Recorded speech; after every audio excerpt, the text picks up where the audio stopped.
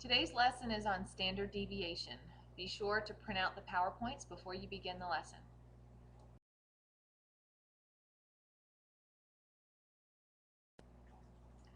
Before we start the examples on standard deviation, we need to go over the vocabulary.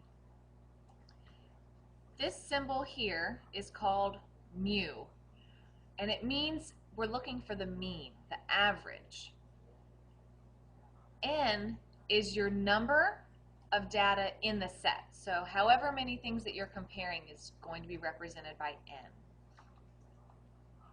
This is your uppercase sigma, and it means sum. So if you've ever used Excel, you've probably seen that symbol before, and it means to add everything together. So when you see the uppercase sigma, that means to add.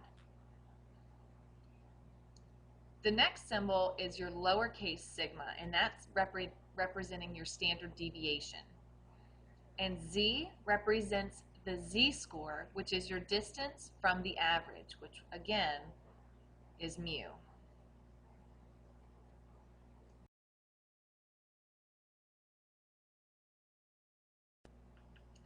Below is a chart for the number of family members in a given population. So we've got a couple of people that we've listed however many family members that they have. The first thing that you'll need to do is find the sum of the number of family members. So we need to add all of these terms together and find their sum, which is 179.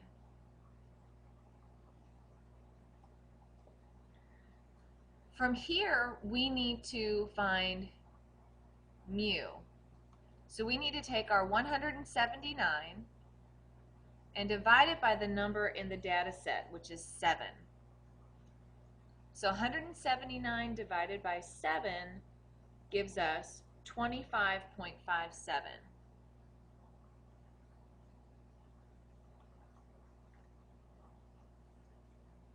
Now that we know our mu, we're able to find the deviation.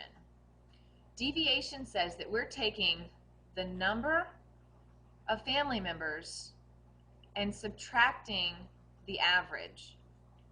Okay, so the first example, we took 37 minus 25.57, and we got that it was 11.43. So our fourth column wants us to square our deviation. So 11.43 squared gives us 130.64.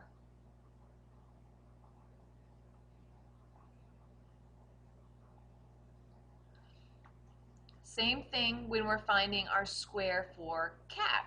You take negative 10.57 and square that. Remember that when you square it, it's always going to give you a positive answer. So that should be 111.72.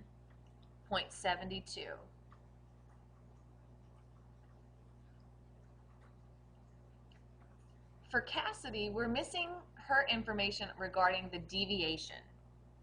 So again, deviation means we've got to take our number of members and subtract it from the average. So 22 minus 25.57 gives us negative 3.57.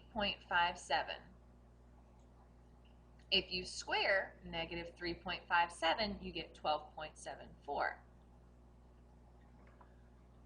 For Ray, we have to find the square of the deviation. So we take negative 6.57 and square that, giving us 43.16.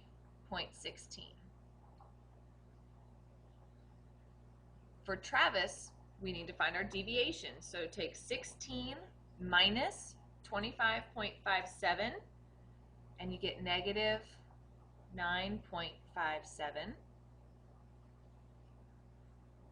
For Lindsay, we need to find the square of the deviation. So you take 6.43 and square that, giving you 41.86. 0.34. And then for Stacy, we need to find the deviation. So 38 minus 25.57 gives us 12.43.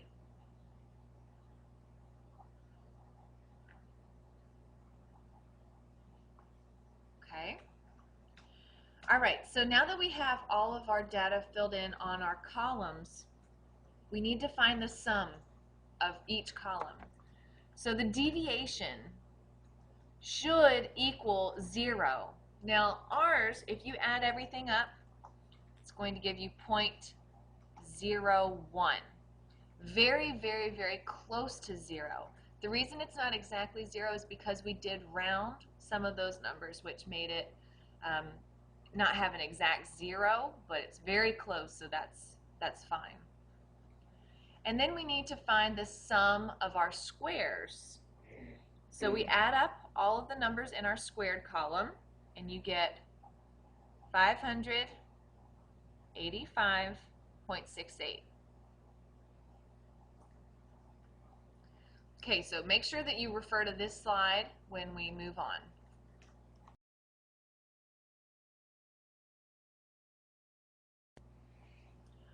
Okay, so this slide, again, a lot of the information we've already found. Our mean, which is our mu, was 25.57.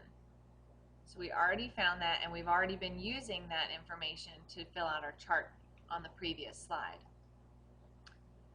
Now we actually are going to try something new where we use our standard deviation, okay? This formula looks more complicated than it really is. This whole thing on the top of the fraction bar underneath of your radical sign is simply the sum of your square column. So if you look back, the sum of our square column was 585.68. Okay, divided by n, which was the number of data in our set, so divided by 7, and we're going to take the square root of that entire fraction. When we do that, we find that our standard deviation is 9.15.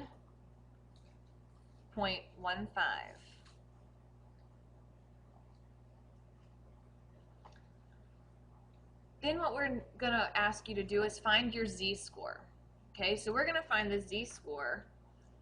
Let's just do Michelle first. She was the first person in our data set. So if we're finding the z-score for Michelle, we have to take the number from our deviation column. Okay, and our number for Michelle in the deviation column was 11.43.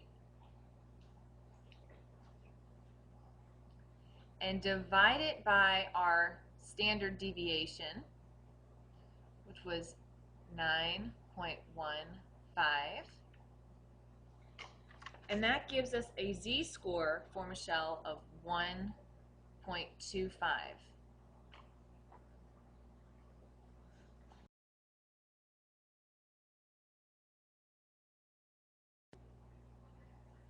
Okay, so again, Michelle was 1.25.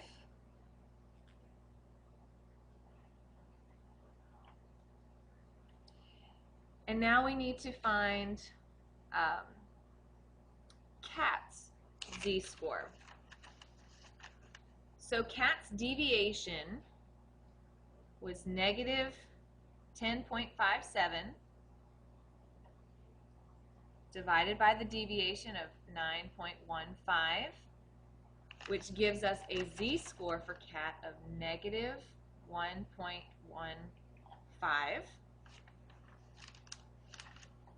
Then we need to find Cassidy. Her deviation was negative 3.57 divided by the standard deviation, and that gives us a z-score of negative 0.39. Ray's deviation was negative 6.56. divided by your standard deviation of 9.15, giving Ray a z-score of negative 0.72. Lindsay's deviation was 6.43 divided by the standard deviation, giving Lindsay a z-score of 0.70. And Stacy's deviation was 12.43 divided by the standard deviation 9.15, giving us a z-score of 1.36.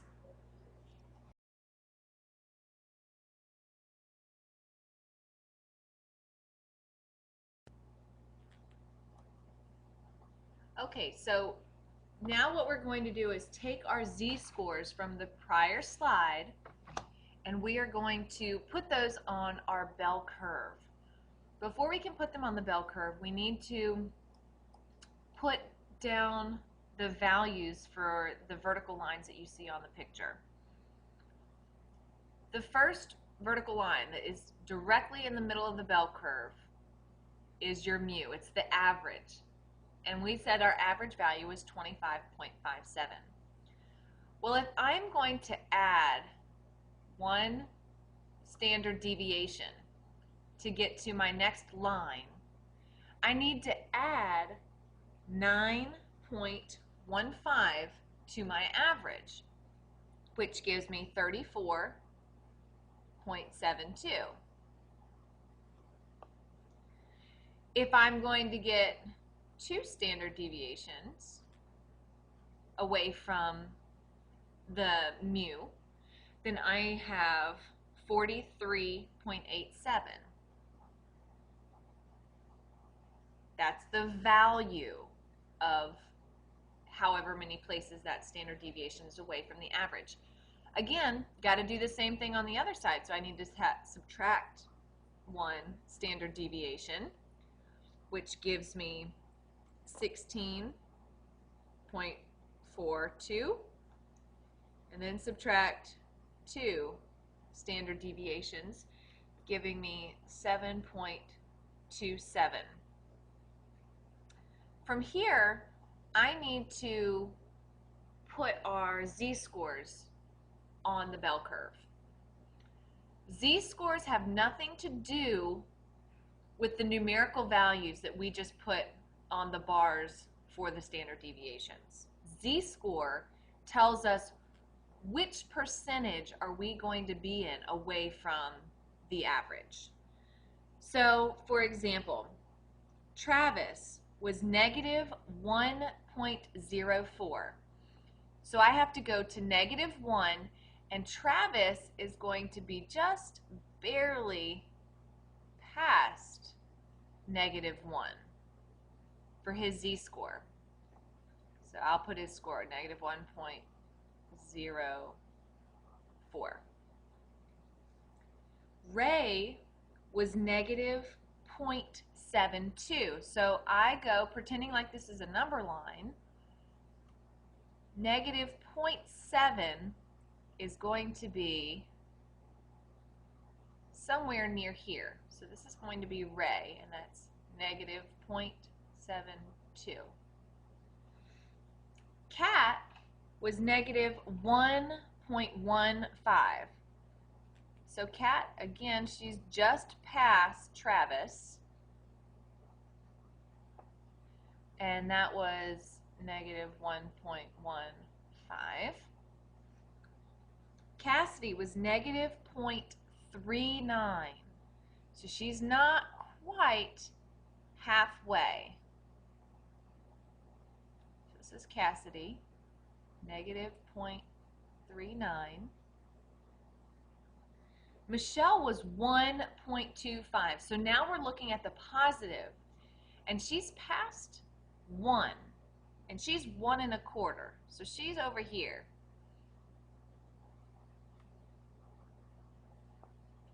And that was 1.25. Lindsay was 70. So she's not all the way to 1 standard deviation yet. She's between 1 and 0. So that was 0.70.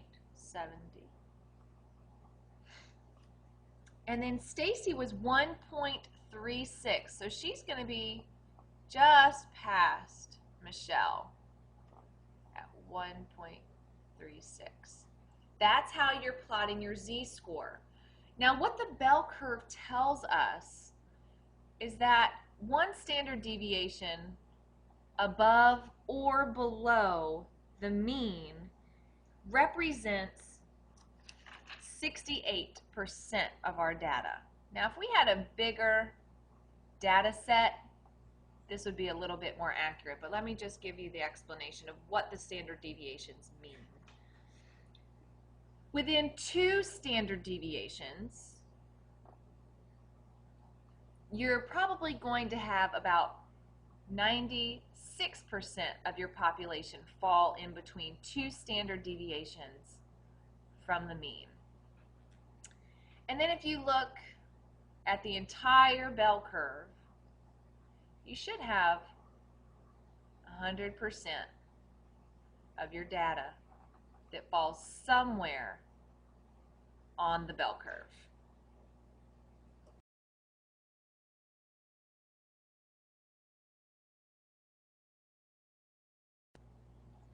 Okay, so let's answer some questions relating to the bell curve that we just drew. If you have over blank family members, you are less than or greater than the mean. So if we have over our average, which was 25.57 family members, then you are less than or greater than the mean. Well, let's just take, for example, Travis. His score was less than the mean because it was below average. So if you look at where those different people fell on the bell curve, you'll see that they are below. So below would be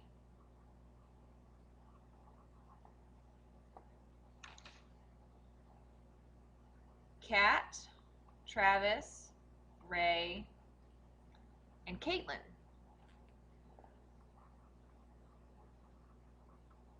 Above the average is going to be Lindsay, Michelle, and Stacy. Then it's asking, is your z-score 0, 1, or 2 standard deviations above or below the mean? That related to how far away are you from the average.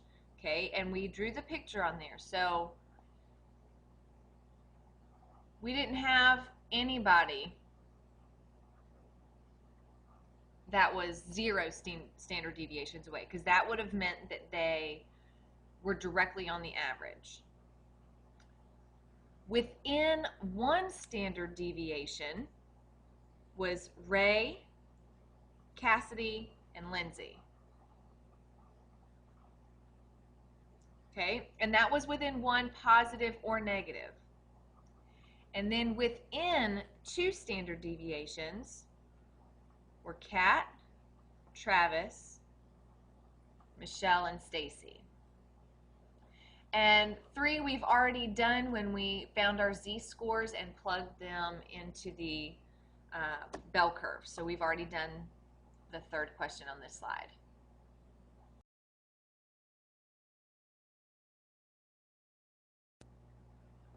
Okay, so we're going to do another example of finding standard deviation, but this time we're trying to find the standard deviation for a number of winks in 1 minute for a given population. Now we're making this a little bit shorter just because we have fewer people in our data set. But let's say that John has 33 winks per minute, Beth has 23, and Jenny has 100 winks per minute. When we add these together, you'll see that they have 156 winks per minute. Then we have to find the average. So let's find what mu equals.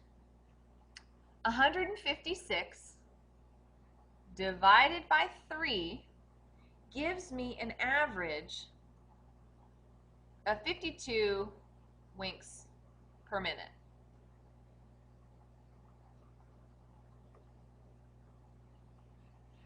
So what I need to do is I need to take my x value and divide and subtract my average. So 33 minus 52 gives me negative 19. 23 minus 52 gives me negative 29. And 100 minus 52 gives me 48. When I add all of those together, I get 0, which is exactly what we should get.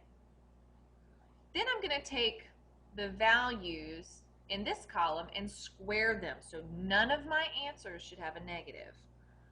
Negative 19 squared gives me 361. Negative 29 squared gives me 841. And 48 squared gives me 2,304. Now I need to add those three numbers together to give me the sum of my squared column. And that gives me 3,506. Okay, so let's keep these numbers close at hand so we can record them on the next slide.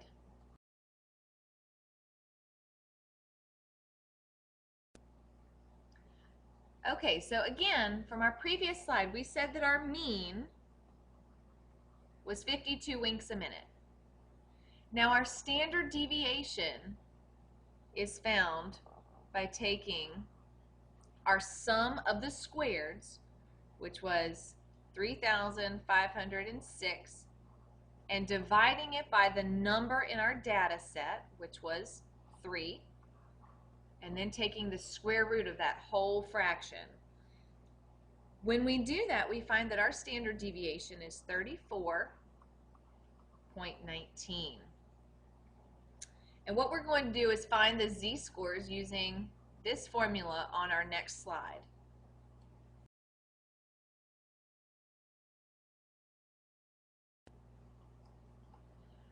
Okay, so we need to find John, Beth, and Jenny's z-score. Well, if we look back, our deviation for John was negative 19, and we have to divide that by 34.19, which was our standard deviation.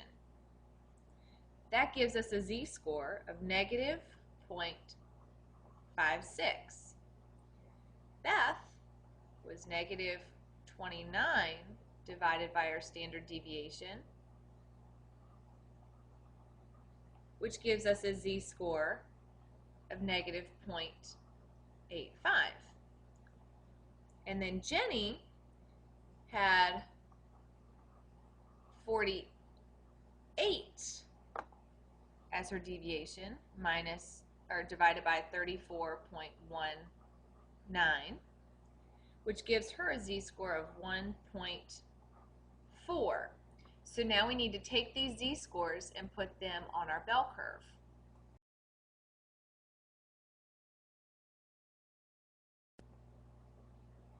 Okay, so the first thing that we need to do is plot our numbers. So our mu, our average, was 52. If I add one standard deviation from the mu, I get 86.19. If I add two standard deviations from the mean, I have 120.38. So really all I'm doing is adding 34.19 for every space that I move away from my average. Or on the other side, I need to take away 34.19 every time I move away. So I have 17.81, and if I'm 2 standard deviations away, I'm going to be at negative 16.38. Now let's talk about this number right here. It's not possible to have negative winks. Okay, so in this example, that number is not really a viable number. However, that's how you would calculate the numbers for that amount of standard deviation away from your mean.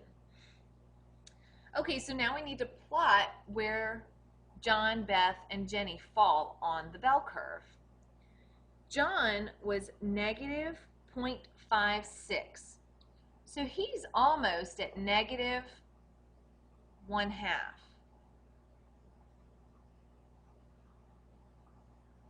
Negative 0.56. And then Beth was negative 0.85.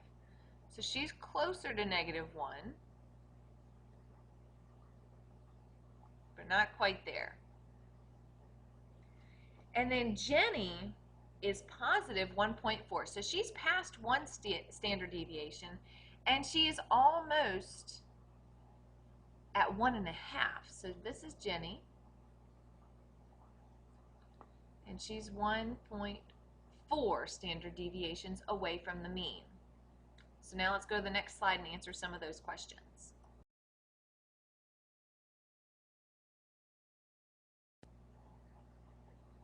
So if you winked over 52 times, which was our mu, then you're less than or greater than the mean. So those that are less than the mu were Beth and John.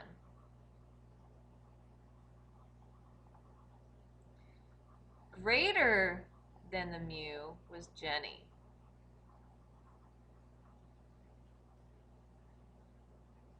We didn't have anybody that was 0 standard deviations above or below the mean. Within 1 standard deviation was Beth and John. And within 2 standard deviations was Jenny.